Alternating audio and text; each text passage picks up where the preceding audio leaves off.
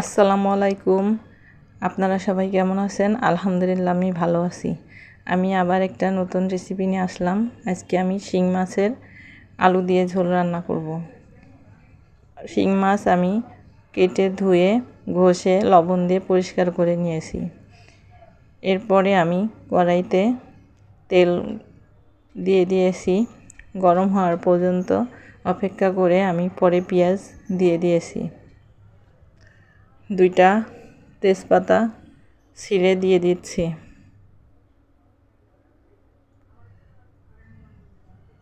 এরপর একটু নাড়াচাড়া করতেছি। পেঁয়াজটা কালার আসলে আমি 1 চামচ লবণ দিয়ে দিয়েছি।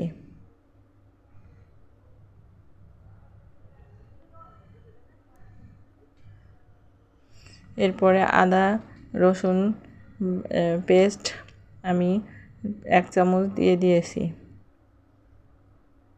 পেঁয়াজ বাটা 2 চামচ দিয়ে দিয়েছি।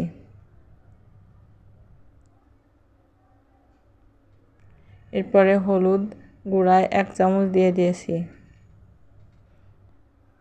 জিরা ধনিয়ার গুঁড়া 1 চামচ দিয়েছি। মরিচের গুঁড়া 2 চামচ দিয়ে দিয়েছি।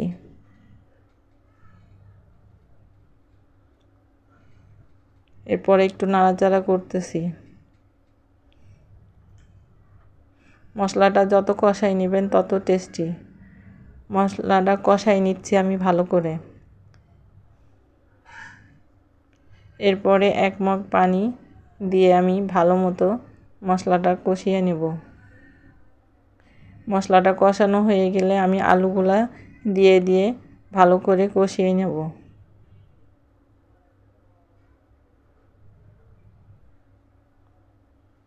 এরপরে মাছগুলো আমি ছোট ছোট করে টুকরা করে ধুয়ে নিয়েছি।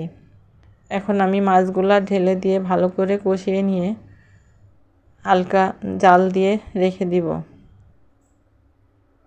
ঢেকে রেখে দিলে উপরে তেল উঠলেই আমার মাছ রান্না প্রায় অনেকখানি হয়ে যাবে।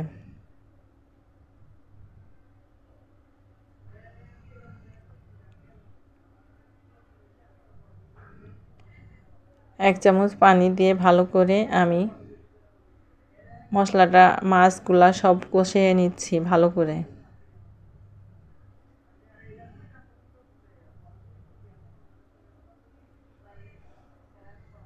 এরপরে আমি ঢেকে দিয়েছিলাম। কিছুক্ষণ পরে রান্নাটা হওয়ার আগ মুহূর্তেই আমি 1 চামচ টমেটো সস দিয়ে দিচ্ছি।